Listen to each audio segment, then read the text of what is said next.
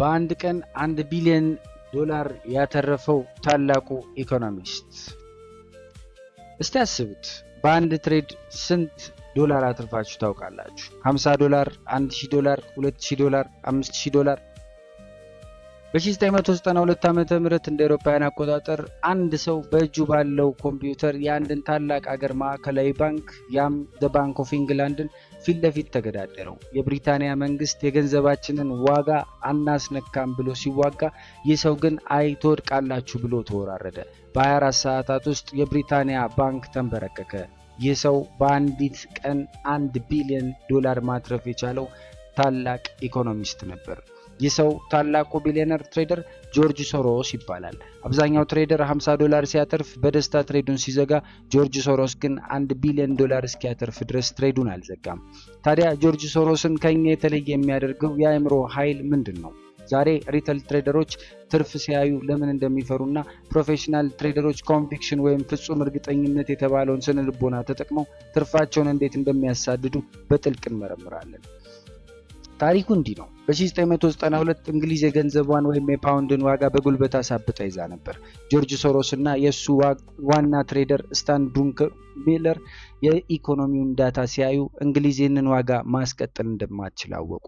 ስታን ድሩንከልሚለር መጀመሪያ 1.5 ቢሊዮን ዶላር ሪስክ አድርጎ ሾርት አደረገ ወይም ሴል ገባ። ጆርጅ ሶሮስ መጣና ምን አለው ብላችሁ ብትጠይቁ የሚገርም ነገር ትሰማላችሁ። ስታን ትክክል መሆንን እያወቅ 1.5 ቢሊዮን ብቻ እንዴት ሪስክ ታደርጋለህ? ይህ እኮ የአንድ ጊዜ የህይወት እድል ነው፣ ጨምርበት 10 ቢሊዮን ዶላር አድርገው አለው። ሶሮስ የተጠቀመው ቃል በፋይናንስ ታሪክ እጅግ ታዋቂ ነው። It takes courage to be a pig ይላል። አንዳንድ ጊዜ ስግብግብ ለመሆን ድፍረት ይጠይቃል። አብዛኛው ትሬደር ሲከስር ወይም ስቶፕ ሎስ ሊመታበት ሲል ሎት ሳይዝ ይጨምራል ወይም አቨሬጅ ዳውን ያደርጋል። ማርኬቱ ትክክል መሆኑ እያሳየው ሲያተርፍ ግን ፈርቶ ቶሎ ይዘጋል። ጆርጅ ሶሮስ ግን የተጠቀመው ተቃራኒውን አሲሜትሪክ ሪስክ ነው።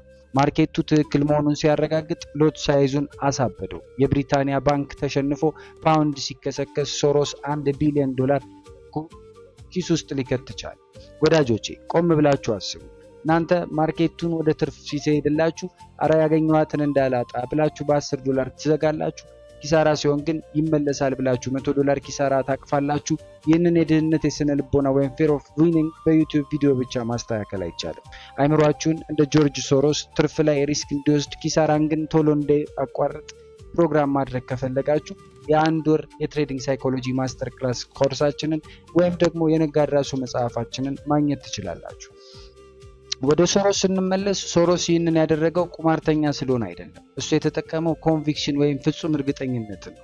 ኮንቪክሽን ማለት በግምት መግባት ማለት አይደለም። ኮንቪክሽን ማለት 100% ዳታውን ካጠናህ በኋላ ማርኬቱ ያንተ ትንታኔ ልክ መሆኑን ማሳየት ወይም ፕሩቭ ማድረግ ሲጀምር በራስ መተማመን ወይም አግሬሲቭ ኤክስኪዩሽን መውሰድ ማለት ነው። የጀማሪ ትሬደር ችግር አያውቅም አይደለም። ችግሩ ባወቀው ነገር ላይ እርምጃ መውሰድ ወይም ፑሊንግ ዘ ትሪገር ይፈራል። ከጆርጅ ሶሮስ 1 ቢሊዮን ዶላር ትሬድ ምን እንማራለን? አንደኛ፣ ሲከስርባችሁ አትጨምሩ። ኔቨር አቨሬጅ ዳውን። ትሬዱ ኪሳራ እያሳየ ከሆነ ተሳስታችኋል ማለት ነው።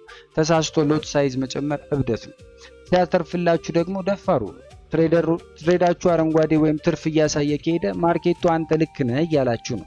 በዚህ ሰዓት ነው ስኬሊን ወይም ተጨማሪ ሎት ማስገባት እንኳን ካለባችሁ ማስገባት ያለባችሁ። አለበለዚያ ባታስገቡም እንኳን ሳትፈሩ መቀጠል ያለባችሁ ማለት ነው። ሶስተኛ፣ ትርፍን አትፍሩ። 50 ዶላር ስላሳያችሁ አትደንግጡ። ፕላናችሁ የሰጣችሁን የመጨረሻ ዞን ወይም ቴክ ፕሮፊት እስኪነካ ድረስ የብረት ልብ ይኑራችሁ። እንደ ማጠቃለያ ጆርጅ ሶሮስ የተለየ አእምሮ አልነበረው። የተለየ ፍርሃትን የማስተናገድ አቅም ግን ነበረው። እስቲ በአቀኝነት ንገሩኝ፣ ማርኬቱ ወደ እናንተ አቅጣጫ እየሄደ ወይም እያተረፋችሁ ፈርታችሁ ቶሎ ዘግታችሁ ከዘጋችሁት በኋላ ማርኬቱ በሩ አምልጧችሁ ያውቃል? በዛን ሰዓት ምን ተሰማችሁ? ኮሜንት ላይ እውነቱን እንወያይበት። ቪዲዮ ከተመቻችሁ ላይክ እና ሰብስክራይብ ማድረጋችሁን አትርሱ። በያላችሁበት ሰላማችሁ ይብዛ ለማለት ወደድኩ። ሰላም።